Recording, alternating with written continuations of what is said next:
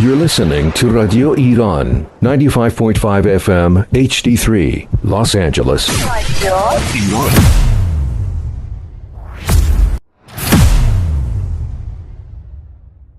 So, if you could just introduce yourself and this space, that'd be great. Thank you for stopping by there. I'm Navid Negahban, and you are at Romany Artist Center and Studios. It's artist community center that we have in Boyle Heights.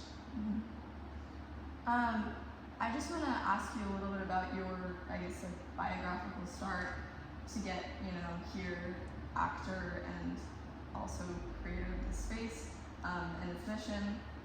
I know that you kind of fell in love with acting from a really young age, like 8 years old. Yeah. You played like an old man. And oh my gosh, okay. Did a little research. And you kind of felt that relationship with the audience, they laughed, and ever since, you've been acting and very successful. Has your relationship with the audience changed from, that first moment?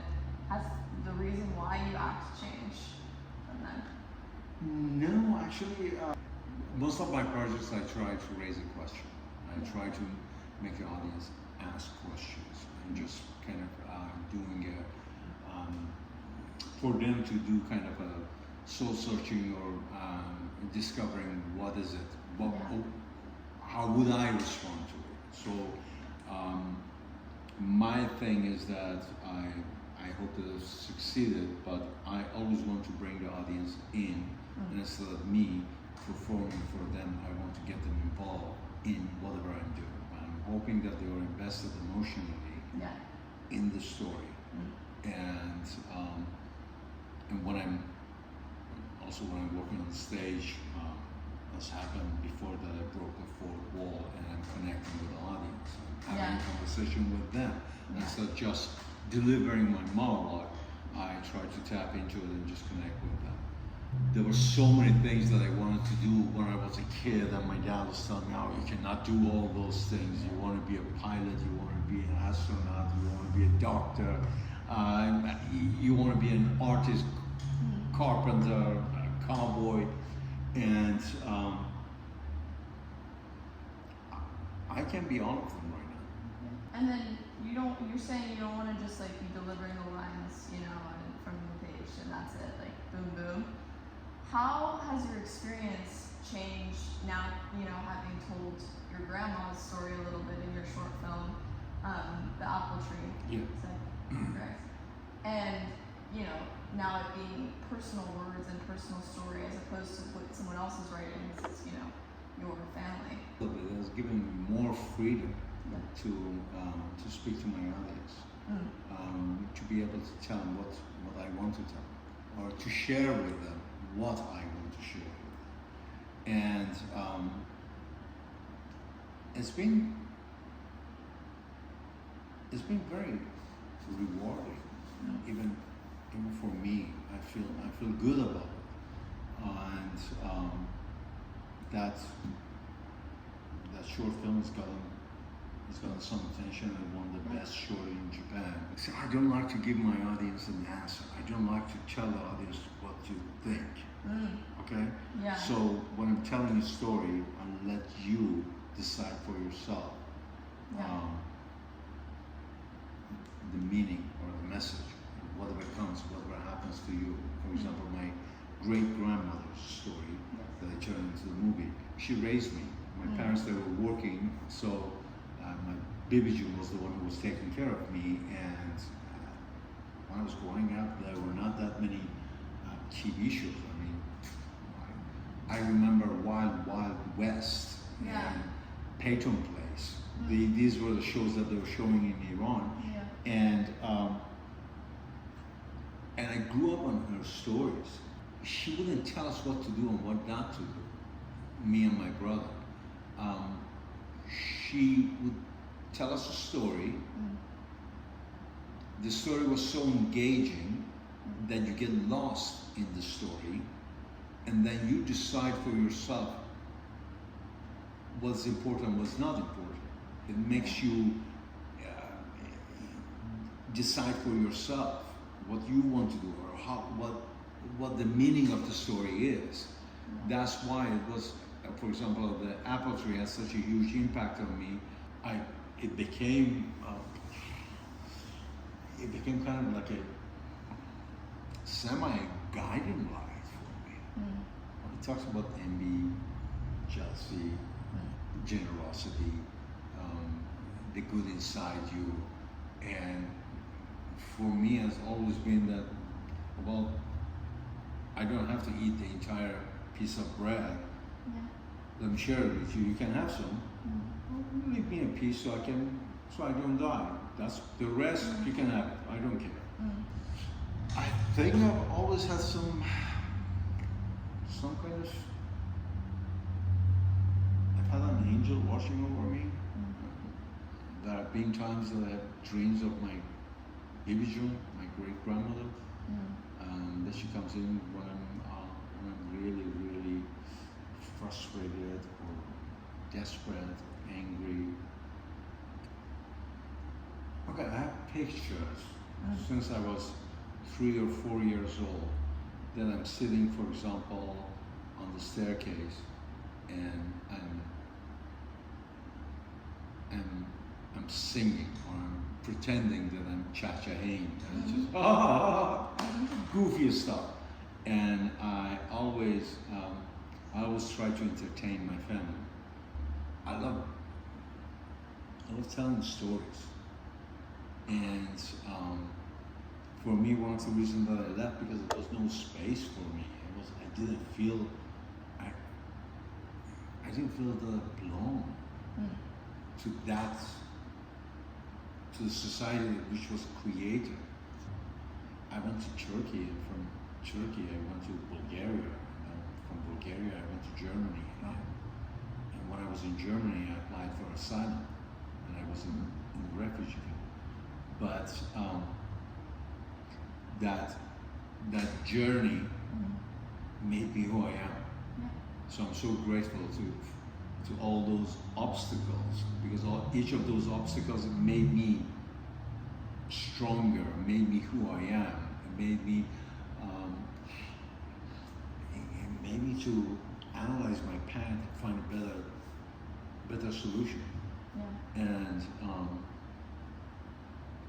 I've done many things in my life, but I think all of them, they became tools in my toolbox that I use when I'm performing.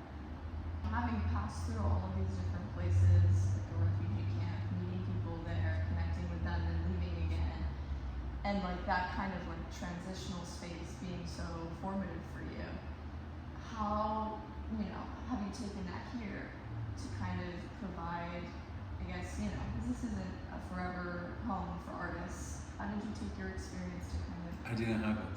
You didn't? I didn't. No? No, never. Wow. When I came here, I remember it was, there were times that I would come to audition, and I was in San Diego. I would come here, and I would drive for 2 hours for 30 seconds audition. And there were times, and I couldn't afford a place to stay. So sometimes I would go to the beach, and I would sleep on the bench, and sometimes I would park my car at the 24 Hours Family Fitness parking. So I would sleep in the car. In the morning, I get up, go to the gym, take a shower, clean up, and then dress up and go. I don't know, maybe it was there and I didn't, but I wasn't able to find an environment that that would feel safe, where I knew that I'm not going to be judged because of where I'm coming from and how I look, and being taken seriously. And the reason that we built the center is, this is something that I wish I had when I came here. I've had people who came here and passed through, and I have incredible stories here. I met incredible artists who came, passed through, and each of them shared their story with me and their journey with me. We had an artist who came here, a photographer, and when I was building it, she was looking for a space to film and to take pictures. And I said, nothing is finished. The place is under construction. And literally, you could just see the studs sitting there, and everything was naked. And she said, no, that's exactly what I'm looking for. That's what I want. So okay, I can give you 1 day. So I stopped the construction for 1 day, and I said, okay, you can do whatever you want to do. Okay. And she took her pictures. Fast forward 6-7 months later, I got a picture that she was. Oh my gosh, forgive me. There's a place. There's a festival. In Europe, which is only for pictures. And then she's standing in the middle of the center of the city, while they have all the pictures that they have won awards, and she looks this big next to the poster of her painting. Oh, wow. And she sent me a message, and she said, if it wasn't because of you, I wouldn't have been here. So for me, seeing her success, seeing that she was able to achieve what she wanted, means that, okay, I'm doing something okay. Yeah. And I'm happy with it. Yeah. I mean, a lot of artists spend all of their time to, inwardly themselves trying to make themselves bigger and more successful and this and that. And it's unique, to find an actor or someone in the public space who's doing that for others as well at the same time. No, but at the same time is that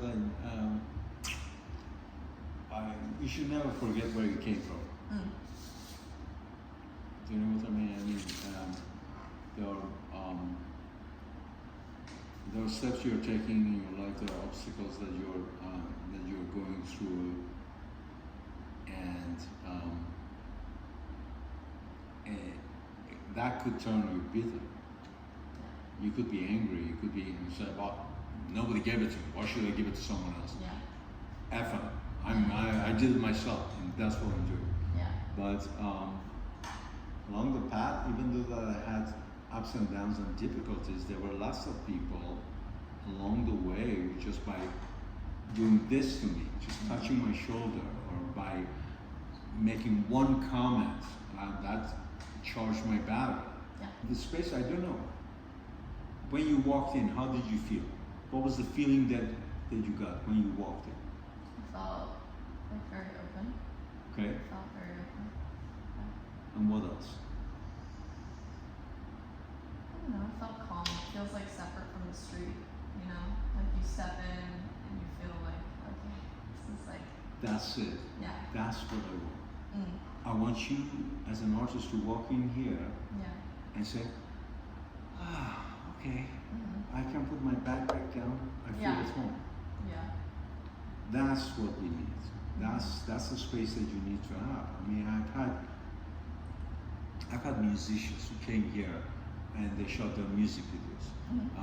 I've had young filmmakers who came and they did their films here, and their films went to the festivals and won some awards. Oh my gosh, we were in the middle of the construction. A friend of mine wanted to do a horror film, and I said, okay, you want to use the basement? He said, yeah, I want to use the basement, but I want to have a shot that it goes through the roof and it comes and looks down. I said, well, the basement, the ceiling is short. There's a basement. What do you want me to do? And then he said, yeah, but that's the shot that I wanted. So let me think about it. I'm doing the construction. So what if I do a hole in the floor? I tear the floor, so you can put your camera, go through the floor, and then I will fix it later. I'm fixing everything. One hole, I can fix the hole. Yeah. And that shot is amazing because I ripped out all the hardwood floor. And so we got this shot, and after that we fixed it. And then in return, he came, and when we were doing the studio, Yeah. his name is Manny, and he worked with me on Legion. He was a head grip in Legion. So he came with the entire team, all the guys from Legion, they came and they helped me to finish the studio. We soundproof everything is there. So everybody came, they brought their own tools, all of us we worked together. I finished the studio in 14 days. Too, it's like the thinking that you can even I can just drill a hole in the wall, people don't really it's a little bit of a why not approach too that you have to have. Because this is not a traditional type of thing. No, it's not. I'm not sure if we have a place like this here in Los Angeles. I haven't seen one, but who knows? So that's right. Maybe it is there and I haven't seen it, but Yeah. I know that we don't have a place like this. Yeah. Here, everything is possible. The only thing that I don't want to hear is I can't. Mm-hmm. The can't and no and impossible, these are the words that I don't want to hear. There's a way, you can do it, let's find a way. Don't tell me it's not possible. Where does your appreciation for other types of art come from? Visual, music, besides film? Did you kind of just grow that along the way? I used to paint, Okay. and I never forget. There's a miniature stamp. Uh-huh. This stamp is very, very old. It's one of the old paintings. It's miniature. It's a group of people who are sitting and they're drinking tea. They're in the living room drinking tea.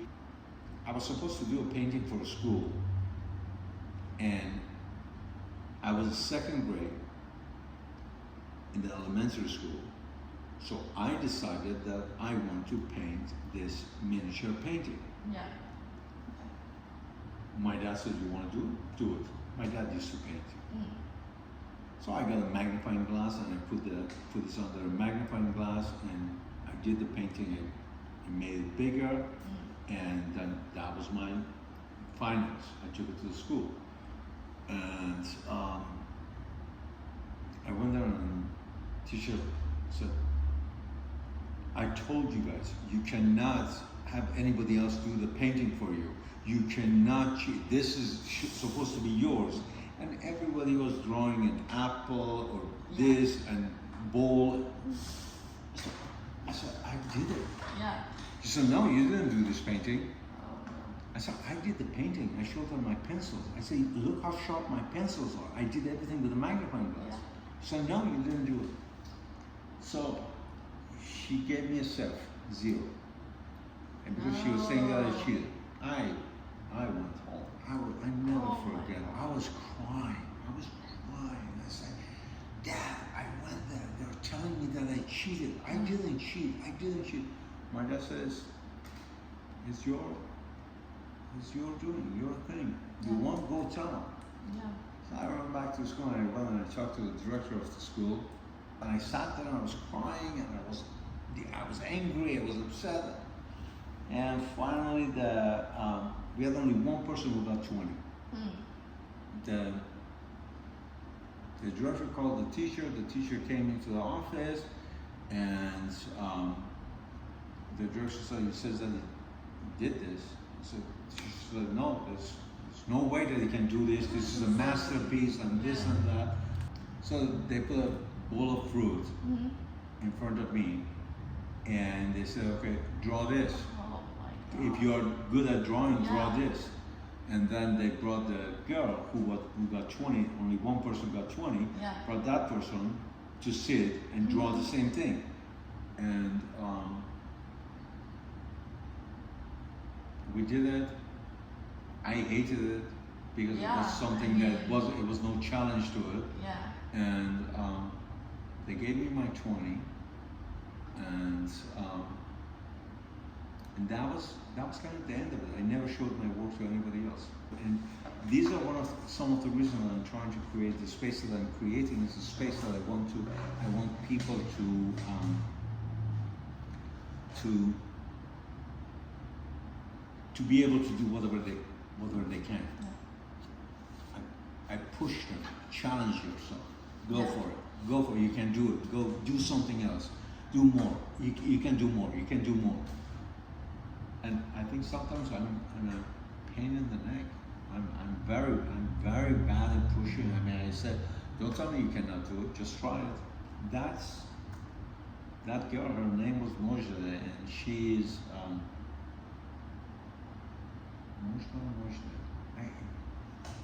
she's a very well-known painter right now in Iran. Wow.